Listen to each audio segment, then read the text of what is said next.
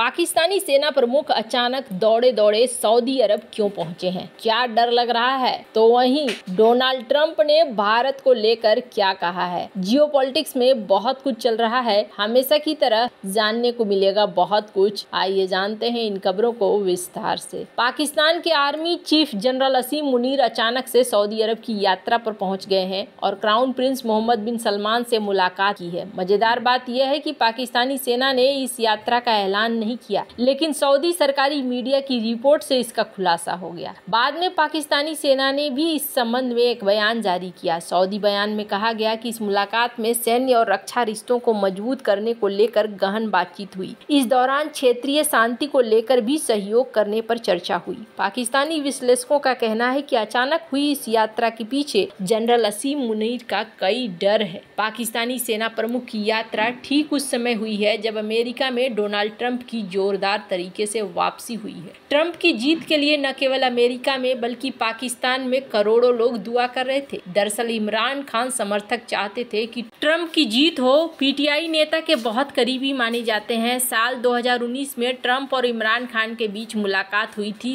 इसी वजह से जनरल असीम मुनीर भी टेंशन। जनरल मुनीर और इमरान खान के बीच तनाव अपने चरम पर है। इमरान खान इस समय जेल में हैं। उनके समर्थकों को उम्मीद है कि ट्रंप की सत्ता में आने पर पीटीआई नेता जेल से बाहर हो। वहीं पाकिस्तानी सेना प्रमुख चाहते हैं कि इमरान खान अभी जेल में ही रहे। जनरल असीम मुनीर ने अभी हाल ही में शहबाज सरकार पर दबाव डालकर संविधान संशोधन कराया है और अपना कार्यकाल बढ़वाकर 2027 तक करवा लिया है। इमरान खान के समर्थकों का कहना है कि ट्रंप और इमरान में काफी समानताएं हैं और अमेरिका के नए पाकिस्तान की राजनीति में अहम भूमिका निभा सकते। जनरल असीम मुनीर का दूसरा डर इजराइल को लेकर है। ट्रंप जब पहली बार सत्ता में आए थे तो उन्होंने अब्राहम अकॉर्ड कराया और यूएई ने इजराइल को मान्यता दे दी थी। इसके बाद ट्रंप और उनके दामाद जेरेड कुशनर ने सऊदी पर दबाव डाला था कि वह इजराइल को मान्यता दे। पाकिस्तानी विश्लेषकों का कहना है कि सऊदी अरब चाहता है कि उसके इजराइल को मान्यता देने से पहले पाकिस्तान इजराइल को मान्यता दे, जो 22 करोड़ की आबादी वाला इस्लामिक देश है, साथ ही परमाणु हथियार से लैस है। अब डोनाल्ड ट्रंप दोबारा सत्ता में आ रहे हैं तो वह गाजा युद्ध को बंद करवाकर सऊदी पर फिर से दबाव डाल सकते हैं, वह इजराइल को मान्यता दे। ऐसे में सऊदी फिर से पाकिस्तान पर दबाव डाल सकता है कि वह इजराइल को मान्यता दे और पाकिस्तान के कट्टरपंथी इसे स्वीकार नहीं करेंगे। ऐसे में जनरल मुनीर के लिए संकट बढ़ सकता है। पाकिस्तानी सेना प्रमुख ऐसे समय पर सऊदी पहुंचे हैं जब पिछले दिनों शहबाज शरीफ रियाद पहुंचे थे और कर्जा देने की गुहार लगाए थे। पाकिस्तान चाहता है कि सऊदी उसे $2.8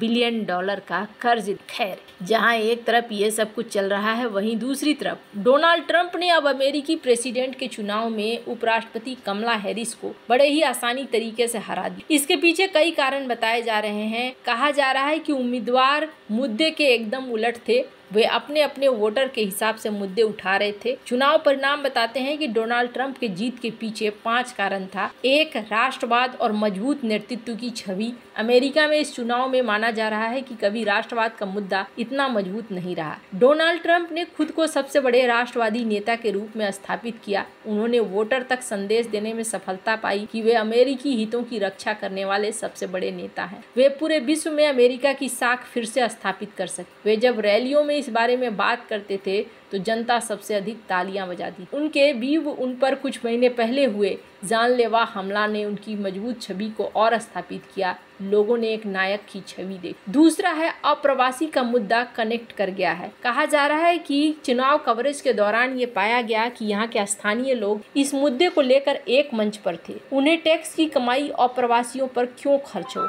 ट्रंप ने इस चुनाव में यहाँ अवैध तरीके से आने वाले लोगों को बहुत बड़ा मुद्दा बनाया। वे अपनी रैलियों में सबसे अधिक इसी मुद्दे पर आक्रामक होकर बोलते थे। उन्होंने चुनाव जीतने पर अवैध रूप से रह रहे लाखों गैर अमेरिकियों को बाहर निकालने का वादा किया। उन्होंने अमेरिकी नागरिकता लेने के कानून को भी सख्त करने का वादा किया ताकि अमेरिकी लोगों का हक नहीं काटा जा सके। इस मुद्दे पर उन्हें अपार समर्थन मिला। इस चुनाव में तीसरा बड़ा कारण बना डोनाल्ड ट्रंप के जीत का। उनके पक्ष में व्हाइट महिलाओं के बने रहना। कमला हैरिस और डेमोक्रेट्स ने इस चुनाव में कई ऐसी चीजें करी, लेकिन ट्रंप ने खासकर व्हाइट महिलाओं को समझाने में सफलता पाई कि इनके लिए एक ही मुद्दा नहीं है, और भी चीजें हैं जो परिवार को प्रभावित करती हैं, जैसे कि वोक संस्कृति। अंततः परिणाम ने साबित कर दिया कि उनका ये दांव काम आया और वो सफल रहे। चौथा बड़ा कारण था आर्थिक हालात और बढ़ती महंगाई। अमेरिकी राष्ट्रपति के इस चुनाव में महंगाई, खराब आर्थिक हालात बहुत बड़ा मुद्दा बन गया। चुनाव के बाद एग्जिट पोल में ये बात सामने आई कि लगभग 80% लोगों ने माना कि पिछले 4 सालों में उनकी आर्थिक स्थिति कमजोर हुई है। वे बढ़ती महंगाई को लेकर काफी ज्यादा परेशान थे और ट्रंप ने इस मुद्दे को हवा भी दिया।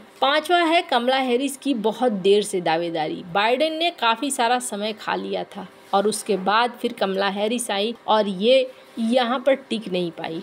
और सबसे अंतिम और खास फैक्टर बना है एलन मस्क का एक्स फैक्टर। यहाँ पर यह देखने को मिला कि इन्होंने पूरी चीजों को बदल कर रखा। पर यहाँ पर चुनाव समाप्त होने के बाद कमला हैरिस हार्वर्ड यूनिवर्सिटी आने वाली थी। वहाँ उनके पक्ष में एक बड़े कार्यक्रम का आयोजन किया गया, लेकिन जैसे ही परिणाम शुरू होने लगा वैसे ही पिछड़ने लगी वो और माहौल ठंडा होने लगा। और ये अमेरिकी राष्ट्रपति चुनाव के इतिहास में पहली बार था जब किसी यूनिवर्सिटी कैंपस में वोटिंग की रात एक उम्मीदवार इस तरह समय बिताने वाली थी। पर यहाँ चीजें एकदम से उलट होती हुई देखने को मिला। जैसे जैसे ट्रंप को लीड मिला, पूरा उत्साह ही ठंडा होता हुआ दिख रहा है। खैर, अब बात है कि भारत को इसका फायदा होगा या नहीं होगा। अब अमेरिका में डोनाल्ड ट्रंप की वापसी हुई और इसे माना जा रहा है अमेरिकी इतिहास में किसी नेता की सबसे बड़ी जीत। उनकी जीत के बाद पीएम नरेंद्र मोदी ने ट्रंप को फोन कर दूसरे कार्यकाल के लिए व्हाइट हाउस में वापसी की बधाई दी। दोनों नेताओं के बातचीत में साझा रणनीतिक लक्ष्यों पर नए सिरे से सहयोग के लिए उत्साह भी दिखाया गया। इस दौरान ट्रंप ने पीएम मोदी की तारीफ करते हुए एक शानदार आदमी कहा। बातचीत के बाद सोशल मीडिया प्लेटफॉर्म एक्स पर पीएम मोदी ने लिखा कि मेरे मित्र राष्ट्रपति डोनाल्ड ट्रंप के साथ शानदार बातचीत हुई। उन्हें उनकी शानदार जीत पर बधाई। टेक्नोलॉजी, रक्षा, एनर्जी, स्पेस, कई अन्य क्षेत्रों में भारत अमेरिका संबंधों को और मजबूत करने के लिए एक बार फिर से मिलकर काम करने की उम्मीद है। दुनिया के अन्य नेताओं ने भी ट्रंप को जीत की बधाई। वैसे कहा जा रहा है कि ट्रंप ने पीएम मोदी के इस पहल का गर्मजोशी जैसा जवाब दिया। उन्होंने भारत को शानदार देश, पीएम मोदी को शानदार व्यक्ति बताया। ट्रंप ने इस बात का भी जिक्र किया कि मोदी दुनिया के उन पहले नेताओं में से एक हैं जिन्होंने उनके जीत हासिल करने के बाद बात की है। पीएम मोदी की प्रशंसा करते हुए